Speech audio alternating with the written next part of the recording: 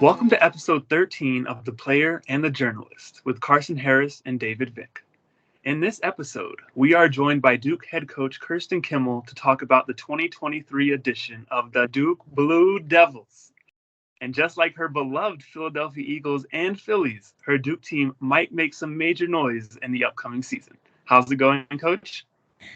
Going very well. Thank you very much. So I know we talked about this a little bit before the show. Can we get a prediction, though, for tonight for the Eagles and the Phillies?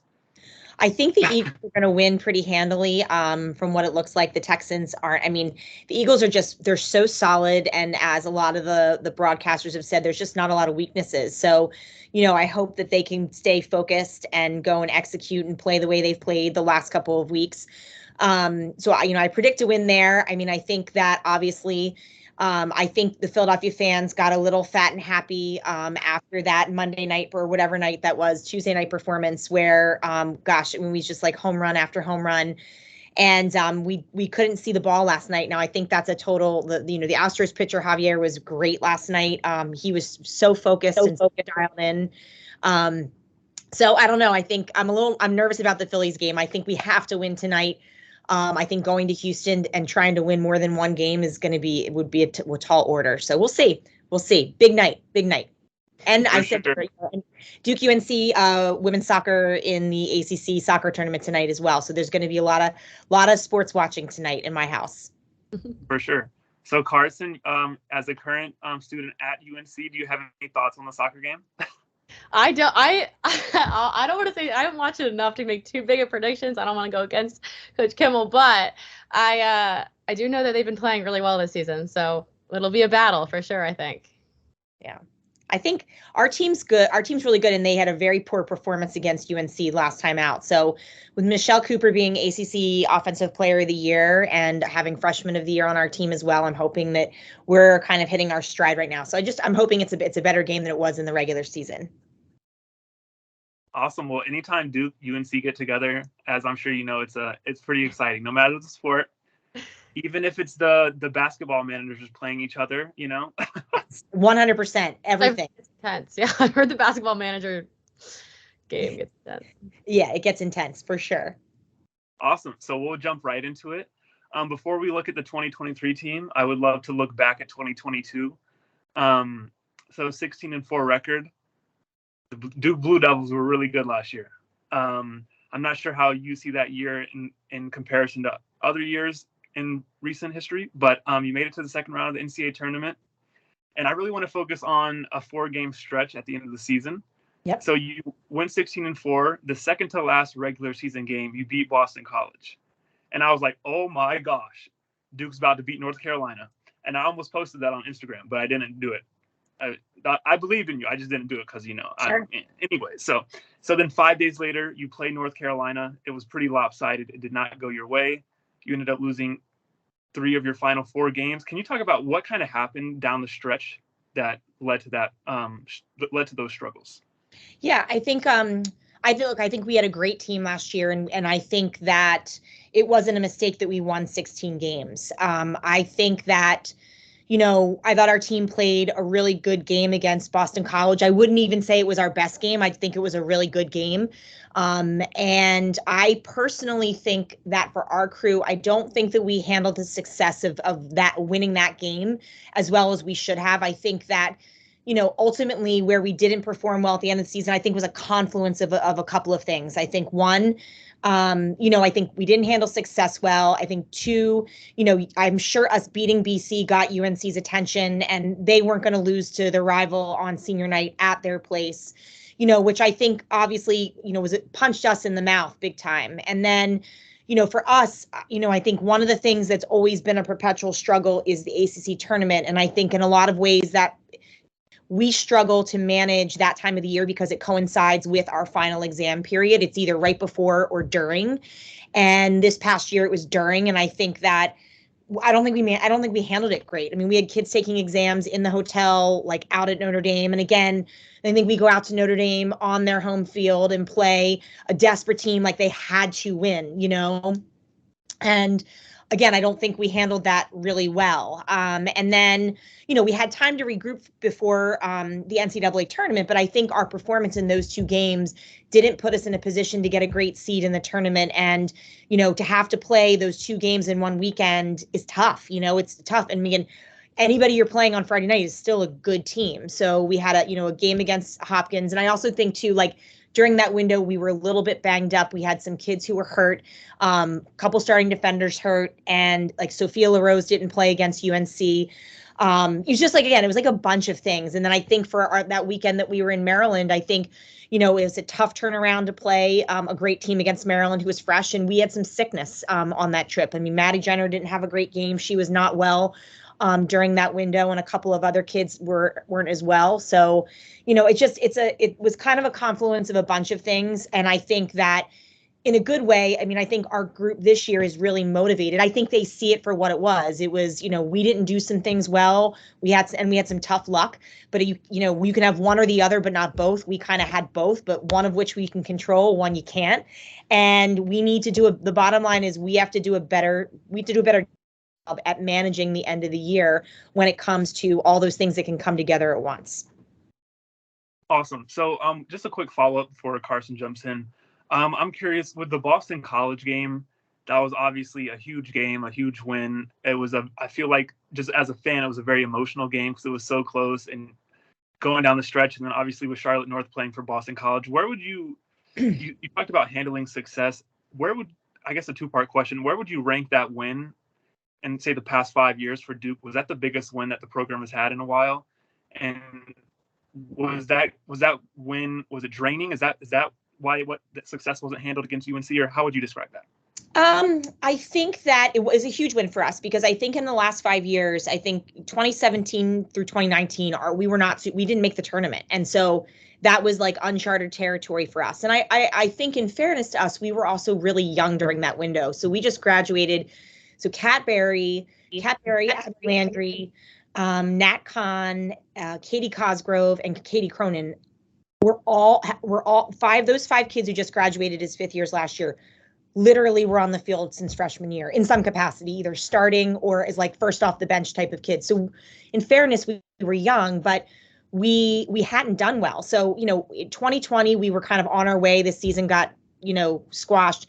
2021, I thought our kids did a great job of managing COVID, and Duke gave us a lot of resources to be successful during that window. And I think you could probably say, sure, our BC game, also beating Maryland in 21 in the second round of the tournament was really big for this group as well.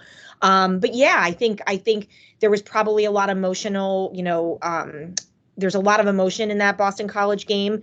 Our 5th-year seniors were in the same class with Charlotte North, and they were all like extremely close and great friends when she was here. And I think her leaving was really hard on them and on the team. And so I think that, sure, I mean, there was a lot that went into that game. So yes, it may have been, kind of like a hangover going into the UNC game, kind of coupled with like a rivalry game. We just, again, there's no excuses. We just didn't handle it well. And I think it was a huge learning lesson for the kids that are back this year, that if you want to be an elite team and you want to be playing Memorial Day weekend, like, you have to manage that. You have to learn, and we have to learn from kind of where we failed last year in those critical windows of the season. For sure. Awesome. Well, that was super insightful. So thank you. That was amazing. I'm going to thoroughly enjoy the rest of this conversation. So you talked about how there were a bunch of different factors that contributed to the end of the season. And I guess a lot of them it's hard because it's not something that you can practice. It's not like a surefire answer of we got to get better on our shots, or like we have to out hustle this team next time. Like it's a tough thing to, especially as a coach, to make sure that you're prepared for the tournament when it comes time, especially when those factors are, like you said, half out of your control, half just how you emotionally handle a situation. So as a coach, how do you make sure that your team come end of the year is like better prepared for a situation like that? Well, I think for one, it's experience, right? Like the majority of this group had only been to the NCAA tournament 1 year. You know what I mean? So I think last year was a really valuable learning experience. And I think too, we have to, I think about kind of that window we were in South Bend, and we had a lot of kids, like we tried really hard to manage like the academics and test taking and, just kids trying, I mean, we're Duke, this is who we are. And this is stuff that we have to be better at and do better. So again, it's like, I think from our standpoint as a coaching staff, like we'll think about all those things going into this year a little bit more. We'll just try to be, and the calendar will be a little different this year in that we're not going to be taking exams right in the middle of the ACC tournament, which will help, but still, I think historically we haven't fared as well as I'd like us to. And I think that challenge is, making sure the girls are going into tournament time, including the ACC tournament, like on top of their work, not in a position where they've got to stay up late and or cram, and that they're prepared and ahead of things. And again, I know, look, they're kids. We've all been there, right? Like we've all put things off. And so I think it's just going to take gentle reminders in this year, just making sure if we want to perform better than we did last year in the ACC tournament, then we've got to make sure we do a better job in the weeks leading up to it, making sure that we're where we have our kind of ducks in a row, academically speaking, as well. And again, I think everything we went through last year will really help. I know it's going to this group is already very motivated, but I know it's going to help as well as motivate this crew as we look towards the end of this season. It's a long ways away, and obviously we have a whole season to play. So, we have to make sure we're taking care of business and playing to our ability throughout the season in order to put ourselves in a position where we're in a good spot going into the tournament. Bottom line. Very true. Awesome. So that was amazing. So now moving on to the 2023 team, which I am super excited to see. I will give you my prediction for the season later, and let's just say it's very favorable for Duke. Okay. So moving on to the 2023 team, Karson has the first question on that.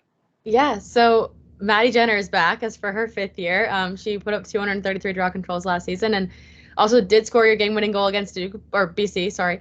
But I think people tend to focus on the goal scorers, and when people are talking about keys of the team, big players, people focus on the goal scorers. And so I think no one realizes, not near as good, but as a draw girl myself, I think that the draw is one of those things that kind of get slacked on when in terms of appreciation. So I just wanted to hear you speak on how important she is to your team and what kind of power she brings to your offense. Well, I think that, obviously she's been dominant, and there's no doubt that a lot of our success in the last few years is Maddie's played a huge role. And I think that early on in her career, her impact was felt mostly on the draw. And as her career has continued, we've really tried to focus into making her a complete player, from an offensive standpoint. And I think because everyone thinks you've got this big body, she's 6 foot, whatever, just feed her the ball inside. And obviously that was a focus for a while. And then the focus is all right, well, let's make sure that you're a multi-dimensional threat on offense, and you are not just receiving the ball inside, but you're also dodging as well and feeding. So that's been a big focus. Just making sure that she's not looked at as just someone everybody has to worry about on the draw, but is she that kind of dynamic, multi-dimensional threat on the offensive side of the ball? And I think that Brooke Griffin, our assistant, deserves a lot of credit. She's done it. She's known Maddie a long time, prior to, since Maddie is little, and worked with her kind of in a private capacity before Maddie even got to Duke. And then obviously they kind of got here, Brooke and Maddie got here at different times. But, I think Brooke's done a lot of great work with her over the years in terms of helping to develop her from an offensive standpoint. Now from the draw, Maddie is just so driven, and she works so hard on it on her own. She just won our basically our work ethic award for last season, because she just puts so much into it, from film to going out on her own to working with someone outside of Duke to just from a physiological standpoint with the draw. She just does a lot. And, I always tell our team, I'm like, girls, and we say this as coaches, we cannot take Maddie's impact for granted. We have to appreciate what she brings to the team. She wins us possession of the ball, or puts us in a position to win possession of the ball. And we've got to make sure that we're matching her kind of efficiency on the draw on the offensive side of the ball. And I think by and large the last few years we've done that. I think we've been a really high efficiency scoring team, and that kind of thing. But it's something that we constantly remind, ourselves as a staff, remind the team, so that we don't take for granted, all of her hard work and all the success that she's had on the field around the draw. Very cool. Thank you. Hard work pays off. Everyone, all kids, hear that. Exactly. So Maddie Jenner really leads into my next question for you, and that's about your roster composition this year. It is so deep with experience. You have 8 graduates, 2 redshirt seniors, and 11 seniors, which is absolutely insane. And that does not even include a junior who plays attack who was one of the best players in the country, if you know who I'm talking about. Okay. Yes. So with a team that's so top heavy with experience, how did that show itself in fall practices and in fall exhibitions? That's a great question. So the thing that my big takeaway, or kind of like a big takeaway for me from the fall, is like just how competitive our practices have been, which is also, I think, then in fall, our fall scrimmages, I just think it's like the most competitive bunch that we've had. I've been like, if I could pick one thing I've told the girls, I'm like, I'm so proud of how we competed this fall. And, you know, most people know that who know me know that philosophically, like, we are not out to win like the national championship of fall ball. Like, fall ball is a time to give a lot of different players. Everyone plays, like everyone. Now, some may play more than others, but everybody's going to get an opportunity to get on the field. We're going to mix things up. We're going to try different people in different combinations all over the field. And again, if that results in a loss, like, I don't care. You know what I mean? Our goal in fall is to build our depth and to give people opportunity and start to develop chemistry. And so I think that, I was really, really pleased with how well we competed this fall. And when you consider how much we mix things up at times, which we did a lot. I mean, there were times I'm like, oh, look at this combination out there. And again, I think that, to me, the biggest, to be more succinct in answering your question about we competed really hard. And I think people saw us play fast, especially through transition. And I thought that one of our big goals going into this year was to really up our individual 1v1 defense. And I think that we accomplished that. I think our defenders really, really dialed into that this fall. And we kind of looked to simplify things a little bit. We ran straight man-to-man all fall. We normally have a couple of different defenses, but we just wanted to feel really solid and good about that part of our game. So all in all, fall was great. And now we're just in the off season trying to work on, kind of looking at what we did this fall, what needs attention and what needs kind of some refining as we get ready to head into the preseason. Amazing. So going into the season, does the experience that your team possess, does that give you an advantage in the ACC, especially when in a year where Boston College is going to look a little bit different, North Carolina is going to look a little bit different? Do you think that experience gives you an advantage in ACC play specifically? Yeah, I think so. I mean, when I I don't get super into who lost who. I mean, I can just kind of look at it anecdotally and think we lost some key kids for sure, but I think we also returned probably more than most people. You know what I mean? And so I think, to me, the experience is king. You know what I mean? You can be super talented, super fast enough. If you're really young, you're going to make young decisions on the field. And again, I've been there. I've experienced that in recent years. We had a lot of the same people on the field in 2018 and 2019 that we did even last year. Again, some key players. But, Kat Barry as a sophomore and Kat Barry as a fifth-year senior is a whole different ball game, So I think that, I think we're very experienced and it should serve us well. I think in 2023, that's our expectation. Awesome. So we're shifting gears a little bit so you added 4 transfers to your roster this year. And it was interesting, as we've seen kind of a trend recently, is there's a couple of girls coming from smaller schools like Jane from Davidson that the bigger powerhouse schools are bringing onto their rosters. Mm-hmm. And I guess from a coaching perspective, I'm so curious how you decide what transfers you take out of the portal and how you can be confident that they can come from a school as small as Davidson to a powerhouse like Duke and thrive. So that's a really great question. So I will tell you that all 4 girls, I don't want to say that we didn't recruit them. I think that we said that we would take them if they got into our program. You know what I mean? And again, I don't mean anything.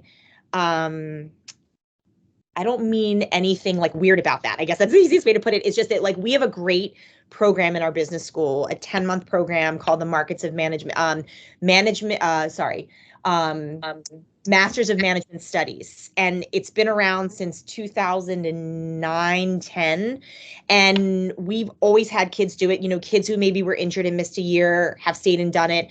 I will tell you that it's always been a pretty popular grad transfer opportunity for a lot of male athletes. I think baseball, men's soccer, men's lacrosse have taken real advantage of that over the years, particularly with Ivy League athletes who want to kind of continue their career. We've had one grad transfer prior to COVID, and that was Jesse Ambrose, who came to us from Columbia. Similar situation, missed a year with an injury, and then, couldn't do an extra year in an Ivy League school. So anyway, this program is really popular. It's a really different experience than undergrad. And so it's kind of out there in the universe now. So we always have a lot of interest in it. And, these 4 girls all got into the program. We have no influence on who gets in. They got in on their own volition. It's a matter of like, if they get in, will we take them? And, we decided to take them. And I think that, for us, it's not just about being like a great player. It's also like, what else do you bring to the table? And in someone like Jane DiGregorio from Davidson,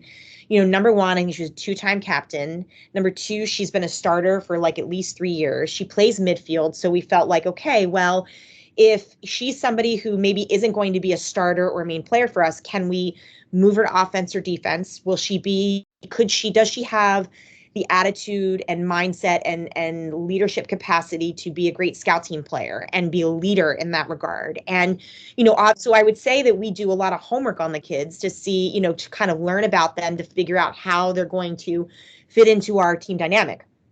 And what do they bring to the table other than their lacrosse ability, if we don't think their lacrosse ability is going to maybe match, an opportunity to be a huge player on our team, if that makes sense. Yeah. So again, it's not to say that they're not given an opportunity. They played all fall, you know what I mean? But I think the 4 kids we brought in, they all came in kind of for very different reasons, and all are going to certainly have the opportunity to, compete to get on the field in the spring.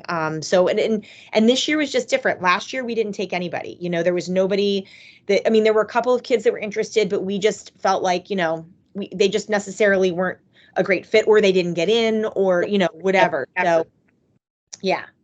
Kind of to follow up with that, which isn't specific to Duke, just in general, I'm curious to hear your take on it, is I think that this might be the last year for the COVID years. I believe after this we lose them, the people coming. And so I'm curious what you think about the transfer portal and that sort of the action that the transfer portal will bring after the COVID years stop being a thing, because it's been super active for the past however many years. Yeah, well, I will say the current seniors do have a COVID year, so like technically, yes, like this will be the last year that kids can stay. I have mixed emotions about the transfer portal. I think that I think especially now when the recruiting process for us, Karson, you played when people were recruited like in 8th grade, right? Like, and it was like ridiculous. Yeah. Right? And so, right now, I hope that we've put ourselves in a position, both for the coaches as well as the kids, that we make good decisions, and that there's less kids kind of finding themselves unhappy, and obviously things can change when you get to schools and that kind of thing. But, I think I would say in our sport, by and large, that the movement that we've seen,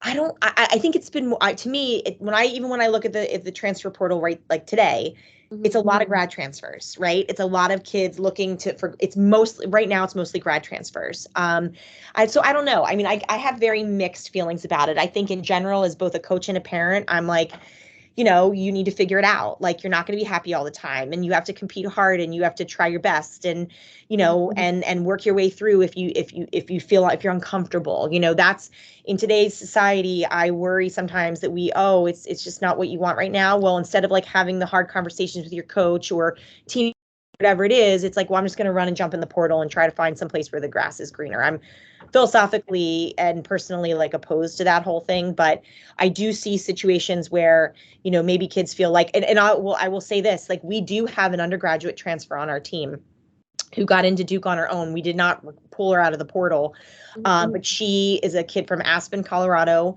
She went to Denver, probably mostly for lacrosse. And then she got there and pretty quickly just realized like the school wasn't the right fit for her. Like, it just wasn't the right place. So she applied a bunch of places, and we didn't even tell her we were going to take her. Like, you can try out, and, so she could have gone a few other places where maybe they would have been a little more interested in taking her. So she decided to come to Duke.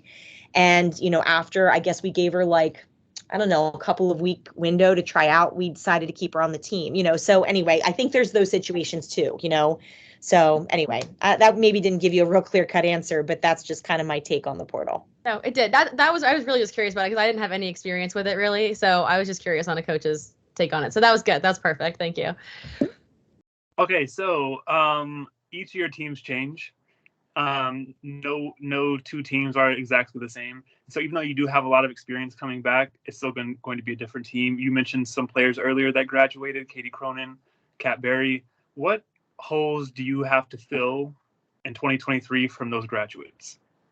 Well, I think that the kids that we graduated who were on the field consistently for us last year, Kat Berry was just an unbelievable.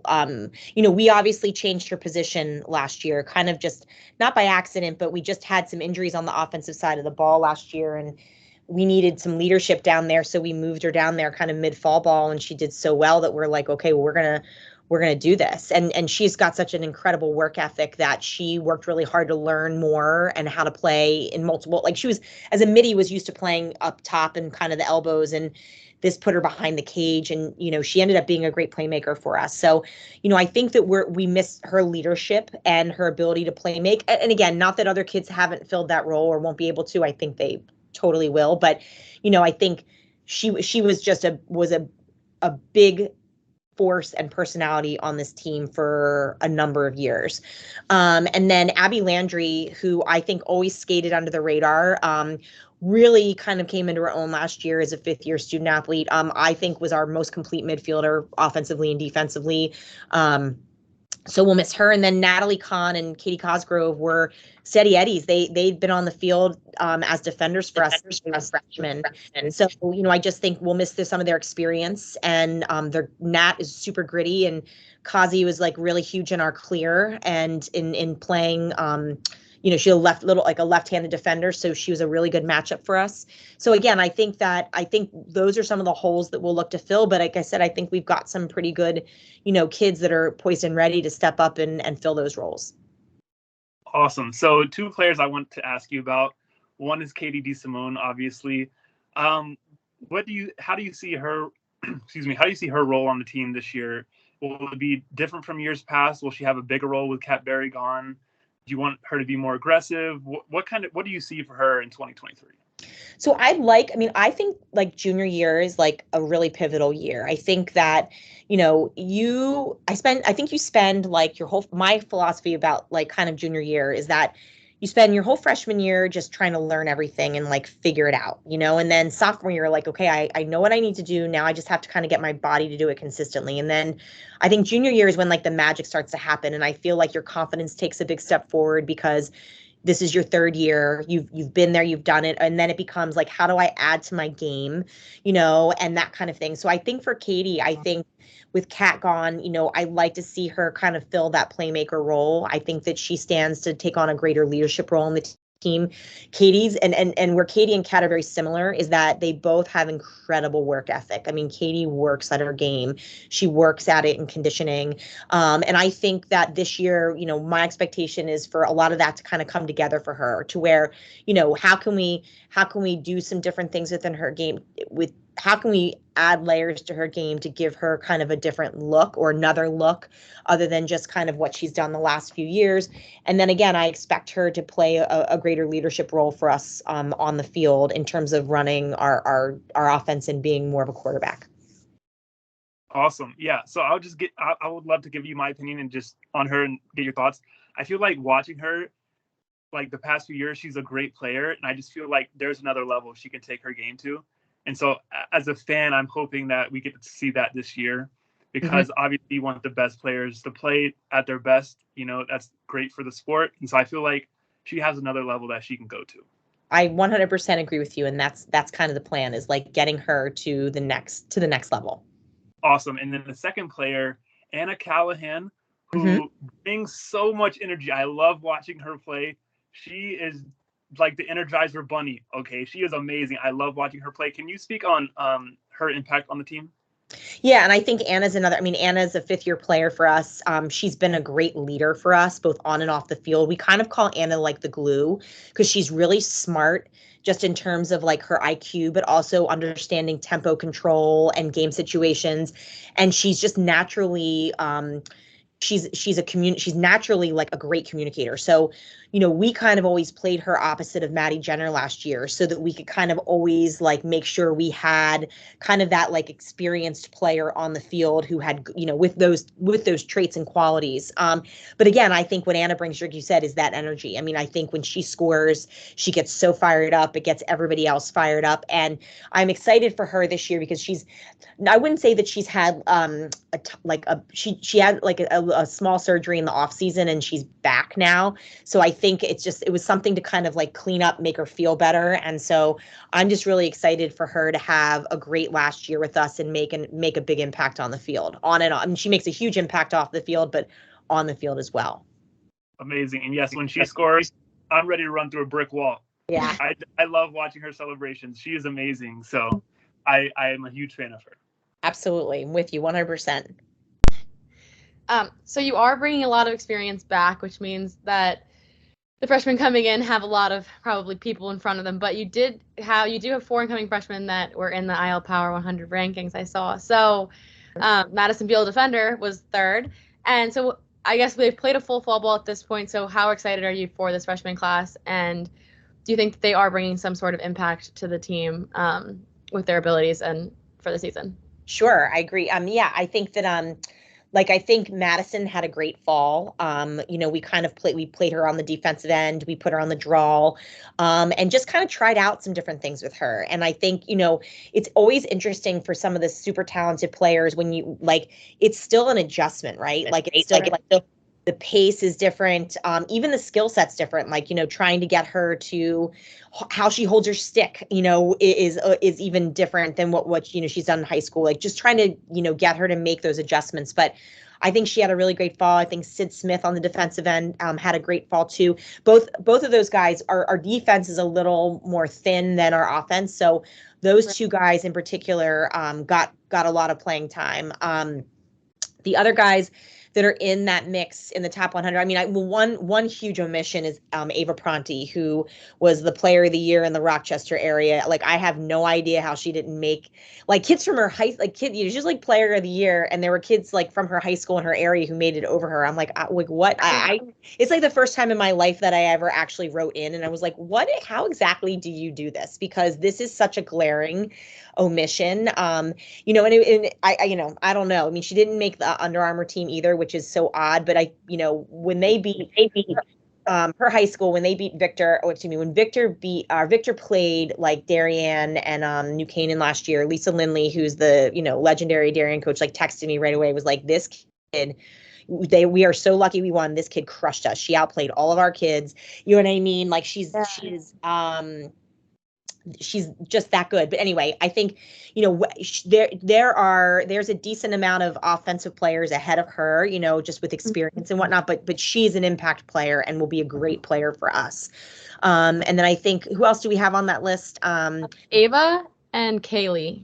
Ava and Kaylee. Yep. Like Ava, I think both kids, like Kaylee's more of an off-ball kid. Ava is a lefty, played midfield for St. Anthony's, is probably going to play straight attack for us. And I think we put her on the draw a few times. She did a great job. It's just a playmaker. Like she's just kind of a Long Island baller. Like somehow like she would do something and the ball all of a sudden would be, like in the back of the net, so it's exciting to see, it'll be exciting to see how they all kind of come along this through the off season and preseason.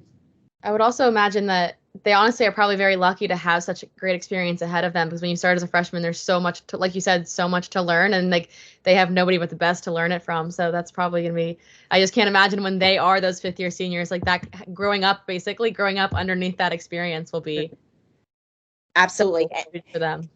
Exactly. And I think we have some cool connections, like Ava and DeSimone played together in high school, so I think like that, like there's some good opportunities there's already some built-in mentoring there, I guess, and same thing, Kaylee Makowitz and Olivia Karner played together in high school. So I think that, we have a nice, and again, I think like Sid Smith and Sid Smith and Izzy Marsh played together. So we have some built-in kind of mentoring already with some of these guys, which is really nice. That is sweet. Long Island baller. That's the greatest thing I've heard this week. I absolutely love that. That's awesome. So let's see. Moving on to your goalies. I am a huge Sophia LaRose fan, and I am also a huge fan of Kennedy Everson. I mean, I feel like you have the best goalie depth in the country. And I'm curious, how does having two great goalies, or really good, however you want to look at them, how does having two goalies that are so talented impact how you coach when it comes to that position? Do you have a shorter leash for the starter? Or how does that? That's a great question. Well, I think that what was an interesting dynamic for us last year was that Sophia was coming off of like bilateral shoulder surgery. So, she would tell you like she probably wasn't at her best last year. Even statistically, you could look at it. Her year before was better. Like, she felt behind last year. And that was understandable because coming off of those two major surgeries is a lot. And I think she even had to go in preseason, I think, and get something cleaned up too. So, I think last year how we handled goalies may be different than this year too. It just depends. On kind of where both of those, how healthy they both are. I think this was a great fall for Soph. I think it's the healthiest that she's been.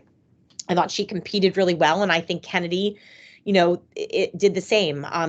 All of our goalies played this fall. I mean, it didn't matter who we were playing. Maryland, they all played. They all got a quarter, in or some amount of time in the goal cage, just because why not? Why not get them in there? Why not get stuff on film? Why not give them an opportunity to see, even for our freshman Madison Drebbing, who's from the Midwest, and she's so different. She's like 6 feet tall. She's like as tall as the goal. To go from Kennedy, who's like 5'5" to like a 6-footer is like an adjustment. So why not just throw those guys out there and see how they do? But yeah, I do think we have depth there. I think both Kennedy and Soph had really good falls, and it'll be interesting to see kind of moving forward. I mean, I think, we would obviously expect Sophia to be our starter, but I also think we feel really comfortable with Kennedy too. And if someone's not having a good day, we certainly feel like we can make a change. And I think our goalies respect each other and us as coaches enough to know that we're always going to do what we think is thing for both the team and for them. Awesome. So you kind of just touched on it. Sophia LaRose's health. That came up a lot during broadcast last year. Yeah. So is she fully healthy? I kind of just touched on it. Is she ready to rock? Yeah, ready to rock. It's great, and we've kind of, she's like, this is the best I've felt in 4 years, which is awesome, or it's her 5th year, so she's like, this is the best that I've felt. So, and I think too, it's like, she's been able to kind of go through the whole fall with like physically and do all the training and, that we do for the goalies and whatnot. So she feels strong, she feels quick. And again, she hasn't had to miss any kind of extended period of time where she's not in the cage seeing shots. Awesome. And one last question I have for you on Kennedy Everson. So she came into the Boston College game last year, stopped the Charlotte North 8-meter. The bench exploded. Okay, It was amazing. What were you thinking as a coach? I mean, because obviously Charlotte North no one wants to face her, and then you put in a freshman goalie, and it's a huge game. Obviously, it's a close game. She comes in, she makes a stop. What were you thinking while that was going on? I don't know what I was thinking. I was just like, I probably was just thinking like, what's the next play? You know what I mean? I think as a coach, it's like you can't be emotional in those moments. You've got to kind of keep your eye on like, where are we in the game? But I'll be honest with you, like I love going back and if you watch particularly the kids who really get excited in that clip are her classmates, and they are the ones who are just so emotional. And not that everybody wasn't, but if I kind of hone in on a couple of those kids like Tess Galliano and Maddie Shearer and Riley Trainer, like they just go berserk. And that's a really cool thing that she'll have her whole life. She made a critical stop in a huge game her freshman year, against arguably one of the best players, if not the best player in the country, and put us in a position to win the game, which is an awesome like feather in her cap for a freshman, For sure. And talk about ice in the veins. Oh my gosh. Yes. I love her. I can't wait to see her future. I love her. Today's her birthday too, so. Oh wow. I might have to shoot her a message from the Lacrosse Extras Instagram account. There you go. And what'll be fun this spring is that we're going to play Yale, and her twin sister Taylor plays for Yale. So that'll be fun. Fun. Very cool. Yeah. That gave me chills when you said that. That's so cool for her. So kind of to sum it all up for there, what are your expectations for Duke in 2023? You can give me a regular season, whatever you want to do, because I know we don't want to look too far ahead, but what are your expectations? Well, my expectations are that we are going to be the best team that we can possibly be. And I think if we do that, if we are the best team and the best version of ourselves, I think we can hang and beat anybody. And that's hang with and beat anybody. And I think that, certainly our goal is to try to win every game we play. And I think that this team, again, what I'm going to be very, culturally a lot is the same. I mean, obviously teams change every year, like you said, but I think that, culturally we are in a very good place. And I think what's going to be exciting for me as a coach is to see how do we use last year to make us better this year, and there's enough people that walked away from that weekend, feeling so just disappointed and bitter that we weren't better at that point in the year. And and again, being an older team, my expectation is, some of these kids on an individual level are going to take responsibility for okay, what do I have to do to make sure I'm at my very best at this time of the year? You know what I mean? And I think that will be really exciting to see. So I expect big things from us this year. And again, I think one of the biggest is that I expect our group to compete better in the ACC tournament. That's one of our top goals. In addition to obviously competing for and winning both that and in a national championship. Right. Perfect. Thank you. Okay, Coach. The moment I've been waiting for the episode. Okay. I have a statement. It is my statement, and I want to get your reaction. Okay. Mm-hmm. It is not North Carolina sucks. So if that's what you were hoping for, I'm sorry. No. So Duke wins the ACC and makes a Final Four run. Your thoughts? I think that that's realistic. Like I said before, I think we return. Barring some injuries that impact our depth, and keep positions on the field, which obviously is always a possibility. But I think we return a lot relative to the folks in our conference, and we're excited. The ACC tournament's in Charlotte this year. It's going to be at a really neat venue in the middle of the city. I know, and so we're happy here. And we're actually going to play our regular season Notre Dame game there this year because there's some event going on there called the Crown, and it's a couple of different lacrosse games. So Chris Halfpenny's one of my former assistants, and I was like, what do you think about playing this game in Charlotte, instead of Durham? And that way we get a chance to see, check the facility out and all that kind of stuff. So we were really excited to do that. But I think I don't think what you're saying is crazy. I think it's something that's I think we can accomplish, and it's certainly our goal. And I'm just excited to see. I love this time of the year where we can really kind of hone in on some very specific things. And then, once we get through the holidays, I'll be ready to get back and kind of put our plan in place and get going to try to win this thing. Awesome. Well, you are my pick to win the ACC.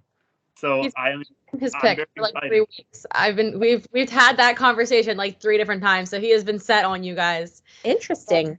A long time. You look at the roster and we probably return. Maybe it's where we lost less. We lost less than some other teams. That might be even a better way. Cause I think UNC still returns a lot of really good players, but they just, when you look at what they lost was, a lot of 5th year kids, and seniors. Awesome. One last question for me before we let you go. Sure. So you've played Gardner-Webb 2 out of the last 3 years. Yes. In regular season. I'm curious, as someone who's been a head coach for so long, what are your thoughts on their coaching position right now and their situation? Well, I mean, I think they just elevated one of their former players to be the head coach, and we're actually playing them again this year because we need a game. We have had a hard time getting games, and we need, the other piece with it is that right now with the ACC, our travel is so extensive. We've got to go to Boston, Pittsburgh, and Louisville this year, none of which are easy to get to. I mean, Boston's not hard to get to, but Pittsburgh and Louisville are not easy to get to from this area. It's whatever. But so we have played. I mean, last year and the year before, a lot of our non-conference stuff was dictated by COVID and finances and that kind of thing. But in some ways, it's worked out well because we have 2 new teams in the ACC, and it's pretty extensive travel. So anyway, sorry, back to like Gardner-Webb. I think they just hired a new AD, and so my guess is that and I think he just got there. So my guess is that he probably looked at the position and just said, like, let's see if we can do an interim situation for this year and then open it up, right at the end of the season so they can get, a more experienced candidate. That's my guess that's what they're probably doing. Okay.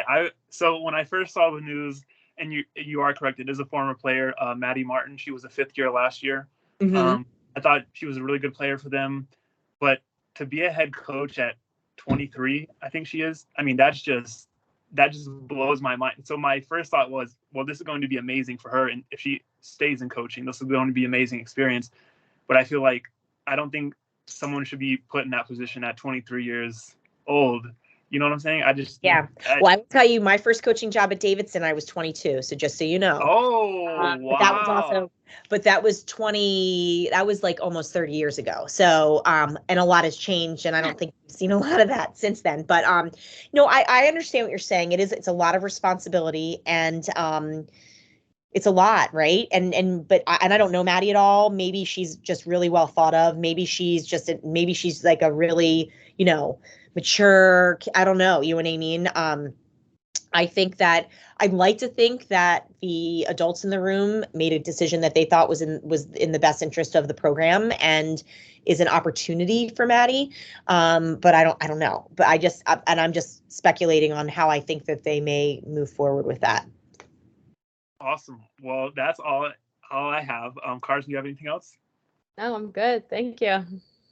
Well, thank you so much for joining. This was amazing. I'm sure listeners and viewers will love hearing what you have to say, because Duke's going to win the ACC this year. So, of course, people are going to want to know what Coach Kimel has to say, So. I love it, Dave. I love it. Thank you both very much. I appreciate it.